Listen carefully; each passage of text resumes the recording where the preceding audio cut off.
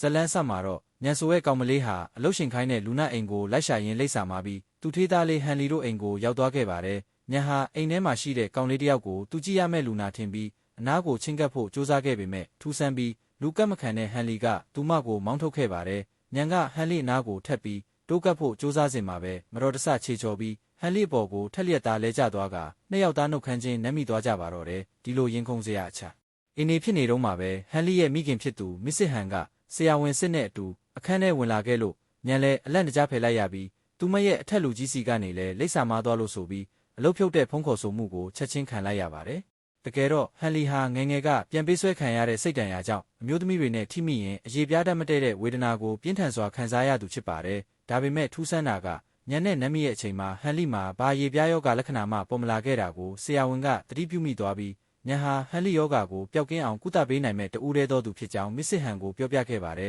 ဒါကြောင့်မစ်စစ်ဟန်ကနေမကောင်းဖြစ်နေတဲ့ညံရဲ့အမေအတွက်ကုသစရိတ်အားလုံးစိုက်ထုတ်ပေးမဲ့အပြင်ဟန်လီနဲ့အတူကျောင်းပါဆက်တက်ဖို့အင်ပြုမယ်ဆိုတဲ့အပေးအယူနဲ့သူမရဲ့သားကိုကုသပေးဖို့ညံကိုကန့်လန့်ခဲ့ရာညံကလည်းသဘောတူခဲ့ပါတယ်မစ်စစ်ဟန်ကသူတို့နှစ်ယောက်ကိုစမတ်နာရီတစ်လုံးစီပေးခဲ့ပြီးအဲ့ဒီနာရီရဲ့စီကံချက်ကတော့ဒီနေ့ကို8နာရီကြာအောင်တစ်ယောက်နဲ့တစ်ယောက်1မီတာထက်မဝေးတဲ့အကွာဝေးမှာအမြဲတမ်းတူတူရှိနေရမှာဖြစ်ပါတယ်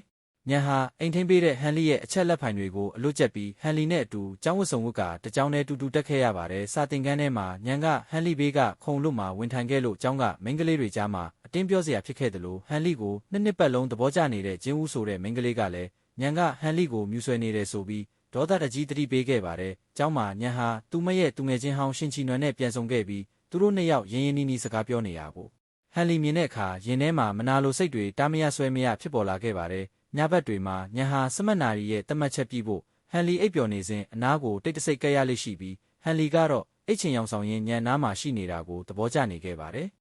်ကျောင်းရဲ့လေဒီယန်စာမေးပွဲနီးလာတဲ့အခါဟန်လီကညံကိုစာမေးပွဲကြရင်အတန်းထဲကမောင်းထုတ်မယ်လို့ချင်းချောက်ပြီးစာအုပ်တွေပေးကဂယုတစိုက်စာချက်ခိုင်းခဲ့ပါတယ်စာမေးပွဲနေ့မှာတော့ညံကတညလုံးစာချက်ထားလို့ပင်ပန်းပြီးဟန်လီကြောပြင်ပေါ်မိအိမ်မိယာကနေဂျင်းဝူရဲ့မနာလိုမှုကိုပုံမဆိုးရွားစေခဲ့ပြီးဂျင်းဝူကညံကိုကောက်ကျစ်စွာနဲ့ဂီတခန်းထဲမှာတကားပိတ်လောင်ထားခဲ့ပါတယ်ညံပြောက်နေတာကိုတီးတဲ့ဟန်လီကစာမေးပွဲကိုဆွတ်လွတ်ပြီးတကြောင်လုံးပတ်ရှာကညံကိုအခန်းထဲကနေတွားရောက်ကဲထုတ်ခဲ့တာကြောင့်နှစ်ယောက်လုံးစာမေးပွဲလွတ်သွားပြီးသူညရခဲ့ပါတယ်နောက်ပိုင်းမှာညံကဆရာရှိမှအမှန်တိုင်းအကျိုးအကြောင်းရှင်းပြခဲ့ပြီးဂျင်းဝူကလည်းသူမအပြစ်ကိုဝန်ခံခဲ့တာကြောင့်ဆရာကသူတို့ကိုစာမေးပွဲပြန်ဖြေခွင့်ပေးခဲ့ပါတယ်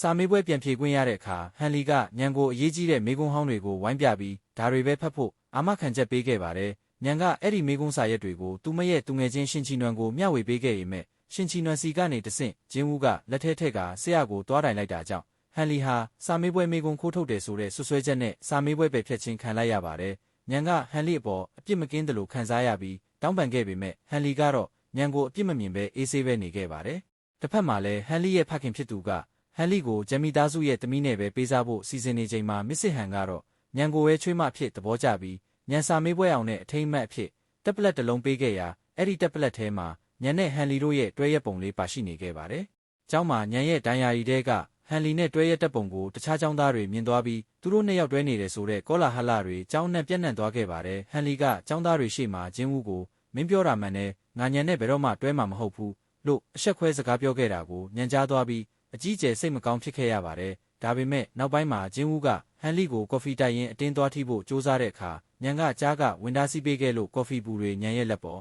ဖိတ်ကြပြီးအပူလောင်သွားခဲ့ပါတယ်ဟန်လီကညံကိုစာတင်ကန်းနဲ့ချက်ချင်းပွေ့ခေါ်သွားပြီးဆေးလူပေးရင်းနဲ့သူတို့နှစ်ယောက်ကြားကအချစ်စိတ်တွေဟာတဦးပေါ်တဦးပုံမထင်ရှားလာခဲ့ပါတယ်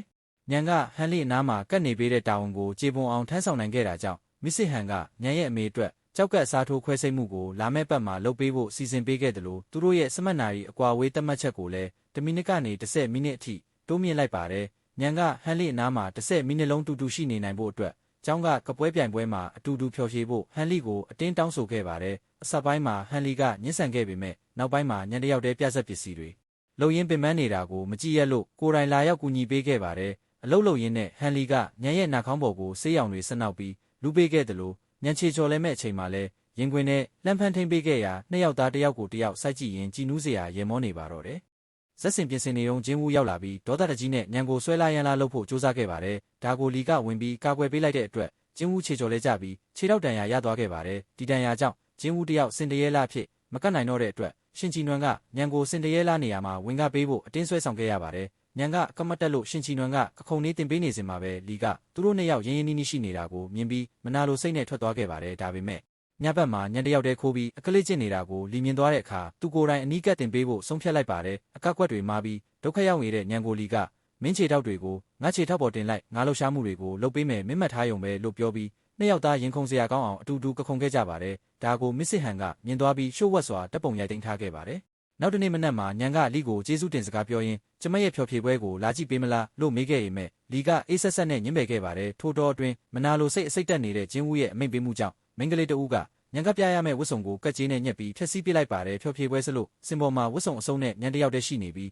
းလူတိုင်းရဲ့လောင်ပြောင်ခြင်းကိုခံနေရတဲ့အချိန်မှာပဲလီဟာစင်ပေါ်ကိုရုတ်တရက်ရောက်လာခဲ့ပါတယ်သူကနဲ့အန်ကိုအားလုံးရှိမှတိမ့်ပိုက်ပြီးရင်သက်ရှုမောဖွဲ့အတူတူကပ်ပြခဲ့ပါတယ်အခြားတနေရာမှာတော့ရှင်ချီနွန်ကဂျင်းဝူကိုလီကညံကိုကူညီပေးခဲ့တာဖြစ်ကြောင်းပြောပြလိုက်လို့ဂျင်းဝူဟာညံပေါ်ပို့ပြီးမနာလိုဝန်တိုစိတ်တွေပြင်းထန်လာခဲ့ပါတယ်ပွဲပြီးတဲ့နောက်တာတွေရေးမှတ်ထားတဲ့ဒိုင်ယာရီကိုကောက်ရပြီးတင်ထားလိုက်ပါတယ်တစ်ဖက်မှာလည်းဂျင်းဝူကရှင်ချီနွန်နဲ့တွေ့ပြီးမင်းကျမကိုချစ်မှန်းသိတယ်ဒါပေမဲ့အခုထိအစင်တင်မဖြစ်သေးဘူးမင်းကျမကိုစောင့်ပေးမလားလို့ပြောရရှင်ချီနွန်ကအံ့အားသင့်ပြီးစောင့်ပါမယ်လို့ကတိပေးခဲ့ပါတယ်ညံကတော့လီကမိထချန်နဲ့စစ်ဆက်ထားတာကျမတို့ကဘာတွေကမတူဘူးသူနေကောင်းလာရင်ကျမထွက်သွားရမယ်လို့စိတ်မကောင်းစွာတွေးနေခဲ့ပါတယ်ဒါကိုမသိတဲ့လီကညံရဲ့ဒိုင်ယာရီကိုပြန်ပေးဖို့အကြောင်းပြကကိတ်မုံလောက်ခိုင်းပြီးနှလုံးခုန်နှုံးတွေမြင်လာခဲ့ရတဲ့ညံကိုသူနဲ့အတူစခန်းချခီးထွက်ဖို့ဖိတ်ခေါ်ခဲ့ပါတယ်ခီးသွားနေတော့ညံပိုင်းနာလာတာကြောင့်ရတာရတဲ့ဟိုထဲမှာညအိတ်ဖို့ဆုံးဖြတ်ခဲ့ပြီးနှစ်ယောက်သားကုတင်တစ်ခုထဲမှာဘေးချင်းရှင်လဲလျောင်းရင်တန်းကောင်ရံမှာညံကလီကိုမတိစိတ်နဲ့ဖက်အိတ်မိယာကနေလီရဲ့ရင်ခုန်တန်တွေတိတ်မရပြင်းထန်လာခဲ့ရပါတယ်နောက်တနေ့မှပြီးပျော်ရွှင်စွာတပ်ပုံရိုက်နေတော့ညံကဂျင်းဝူရေထဲဆင်းသွားတာကိုမြင်ပြီးကိုတက်တည်တဲ့ထင်းနဲ့တွားခဲ့ရာကနေဂျင်းဝူရဲ့အဝတ်တွေစိုးကုန်ပါတယ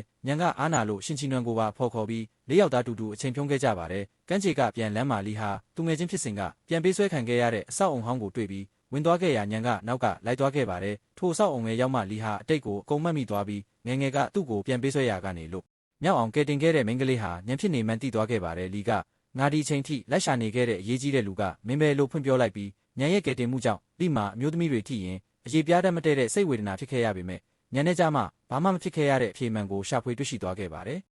်လီရဲ့မွေးနေ့ပါတီပွဲမှာလီကညံကိုအနီရောင်ဝတ်စုံလေးဝတ်ခိုင်းပြီးအားလုံးရှိမှလက်ထပ်ခွင့်တောင်းဖို့ပြင်ဆင်နေခဲ့ပါတယ်ဒါပေမဲ့ပါတီမစခင်မှာလီရဲ့ဖခင်မစ္စတာဟန်ကညံကိုတီးတန့်ခေါ်ပြီးမင်းလုပ်ပြီးမို့ထွက်သွားတော့လို့မောင်းထုတ်ခဲ့ပါတယ်ပါတီပွဲထဲမှာမစ္စတာဟန်ကလီကိုဘာမှကြေညာခွင့်မပေးဘဲလီနဲ့ဂျမ်မီသားစုရဲ့သမီးဖြစ်သူဂျမာကိုင်တို့မကြာမီလက်ထပ်တော့မှာဖြစ်ကြောင်းရုတ်တရက်ကြေညာလိုက်ပါတယ်ဂျမာကိုင်ကလီလက်ကိုကင်လိုက်ပေမဲ့လီကသူ့လက်ကိုယုံထွက်ပြီးပါတီပွဲကနေချက်ချင်းထွက်သွားခဲ့ပါတယ်ညံကတော့စမတ်နာရီနဲ့ဝတ်စုံကိုအခန်းထဲမှာထားရိတ်ခဲ့ပြီးမျက်ရည်တွေနဲ့တိတ်တဆိတ်ထွက်ခွာသွားပါတော့တယ်ညံပြောက်သွားလို့လီကအသေးအတန်လက်ရှာရာကနေညံတို့အိမ်လိပ်စာကိုသိရပြီးညံတို့အိမ်မှာကပ်ပြက်ချင်အောင်ဆောင်ကအတင်းဝင်နေခဲ့ပါတယ်ထို့နောက်ညံရဲ့အမေစီကနေတဆင့်အတိတ်ကဟန်လီကိုပြန်ပေးဆွဲခဲ့တဲ့အမျိုးသမီးဟာဂျမာကိုင်တို့မိသားစုပိုင်တဲ့စက်ယုံကလစာမရလို့စိတ်ပင်းပန်းပြီးကလေးခိုးခဲ့တာဖြစ်ကြောင်းသိသွားရပါတယ်ဒါ့အပြင်အဲ့ဒီစက်ယုံမှာငွေကြေးလိမ်လည်မှုတွေရှိနေတာကိုပါလီနဲ့ညံတို့အတူတူစုံစမ်းစစ်ဆေးပြီးစရင်းစာအုပ်သက်တွေကိုရှာဖွေတွေ့ရှိခဲ့ပါတယ်လီကသူ့ဖခင်ကိုကျွန်တော်ချစ်တဲ့မိန်းကလေးကိုပဲလက်ထပ်မယ်ဂျမ်မီသားစုရဲ့မကောင်းမှုသက်တွေတွေကိုပြနိုင်ရင်စစ်ဆက်ပွဲဖျက်ပေးမလားလို့စိန်ခေါ်ခဲ့ပါတယ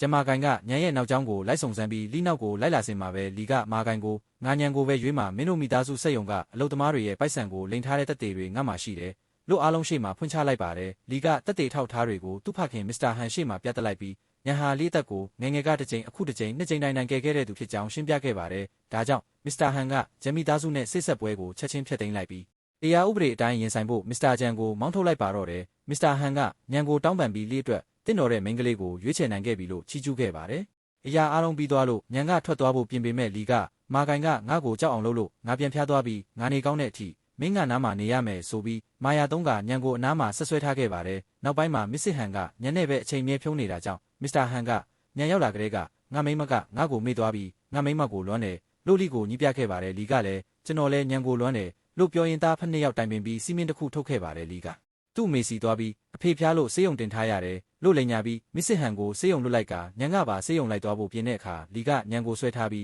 းဒါကငါတို့နှစ်ယောက်တည်းရှိဖို့အတွက်ငါရဲ့အစီအစဉ်ပဲလို့ပြောကအချစ်မြတ်ဝန်းတွေနဲ့ဆွဲဆောင်ရင်းဇလန်းလေးဟာအင်မတန်ယိုမတ်ဆန်စွာနဲ့ပြီးဆုံးသွားပါတော့တယ်